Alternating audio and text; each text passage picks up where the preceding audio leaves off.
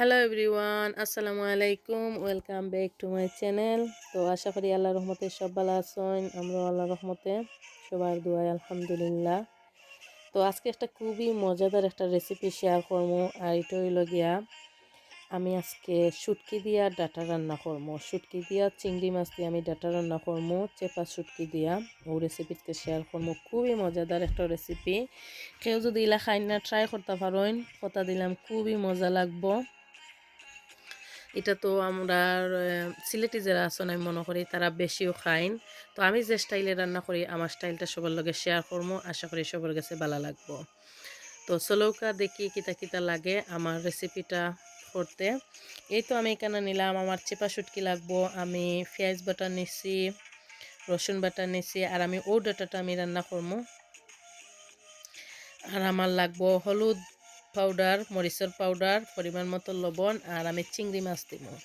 তো ডাটাটাও কিন্তু আমার খুবই ভালো আছিল। দেখো খুব সুন্দর ডাটা। আমি কেন সেও সেও সেও ডাটা খইন, সেও ডুগি খইন, যেও যে নামে খইন না খেনে জিনিস কিন্তু একটাও ডাটা ডুগি। তো আমি কেন ছয়টা আমি বড় বড় সাইজের চেপা শুটকি নিছি। আমি রসুন কাটিয়ে রাখছি, পেঁয়াজ আমি বাটা নিছি, আর আমার 1.5 চা চামচ মরিচের গুঁড়া নিছি, 1 চা চামচ হলুদের গুঁড়া, পরিমাণ মতো লবণ, আর এখানে আমি 1 প্যাকেট চিংড়ি মাছ নিছি। আর এটার লগে যদি খেউরি গেছে যদি খাটল বীজ থাকে খাটল বীজ দিতে পারো। খাটল বীজ থাকলে তো আর কোনো কথাও নাই, এত মজা হইব। তো শুটকিটা আমি প্রথমে কিতা করি দেখো আমি একটু পানি দিলাম।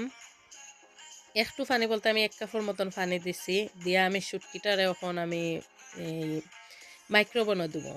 তে আমি প্রথমে 1 মিনিট দিছিলাম, আমার 1 মিনিট হয়েছে না, আমার পুরা 2 মিনিট টাইম লাগছে। 2 মিনিট আমি মাইক্রোওভেনে দিয়া নিমু। তে শুটকিটা আমার মেল্ট হয়ে যাব। তো তারপরে আমি ও সাকিয়া শুটকির পানিটা আমি দিলাইমু।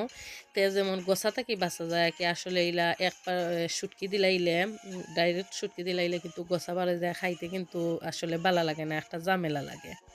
তো এদিকে আমার শুটকিটা আর আমি এক এক করি সপ্তাহ দিয়ানের আমি পেঁয়াজ বাটা দিলাইছি, আমি রসুন বাটা দিছি না, রসুন বাটা আমি পরে দিমু। আর আমি হলুদের গুঁড়া, মরিচের গুঁড়া, আর পরিমাণ মতো লবণ আমি দিলাইছি। আমি ওলা একলগে দিয়া আমি বয়াই, আমি বাগার দেই না। তো এই দেখো আমি শুটকিটার এখন বাঙ্গিয়া নেরাম একটা চামচের সাহায্যে। আর আস্তে আস্তে রয়েছিল আমি খাটা ছাড়াইয়া আমি শুটকি দুইটাও দিলাইছি কানোর মাঝে। তো দেখো শুটকিটা কিলাখান আমার একদম সফট হইয়া মেল্ট হয়ে গেছে। তো আমি একটা চাকনি দিয়ে এখন চাকিয়া আর ও শুটকির পানিটা দিলাইমু। তো আর গোসাটা আর থাকতো নাই, এই তো। আর আমি একবারে আমি পানি দিয়া বয়াই দিব। আমি পরবর্তীতে কোনো আর পানি আর জুল আমি এড করতাম নাই। তো একটা আন্দাজ করিও আমি পানি দিলাইলাম। শুটকি তো আর তেমন জুল তো আর এই হইতো না, হইলে বালা লাগে না। তে এইখানের মাঝে 1 কাপ 1.5 কাপ পানিও মালা দিয়ে আমি একলগে আমি বয় দিব। তো আমি সব কিছু দিয়া নেরাম। আমি কিন্তু এখনো চুলাটা আমি জ্বালাইছি না, আমি সব কিছু দিয়া একলগে তারপরে আমি চুলাটা আমি জ্বালাইমু আর কি। এই তো দেখো আমি কতটুকু পানি দিছি। তো পরে আমি চিংড়ি মাছটা আর রসুনটা দিমু। এখানে চিংড়ি মাছটা তো এখন দিলে চিংড়ি মাছটা বেশি জাল করলে শক্ত হয়ে যায়, এটা আমরা সবেও জানি। তো এখন আমি 15 মিনিটের মতন, আমি 10 মিনিট আমি হাই হিটে জাল করবো, আর 5 মিনিট আমি একটু গ্যাসটা কমাইয়া আমি জাল করিয়া নিমু। এই তো আমি 15 মিনিট জাল করিয়া নিছি। এখন আমি চিংড়ি মাছটা দিলাইরাম।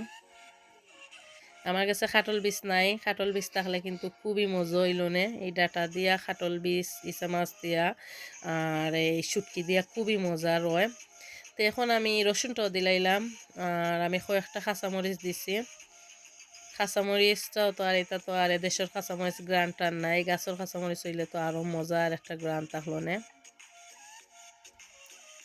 তো আমি আর পানি টানি আর দিতাম না, প্রথমে যে আমি পানি দিছিলাম ও পানি দিয়েও আমার তরকারিটা এখন আর বার আমি 10 মিনিটের মতন আমি জাল করবো। আমার চিংড়ি মাছটা দিছি, চিংড়ি মাছটাও আমার জাল হইতইব।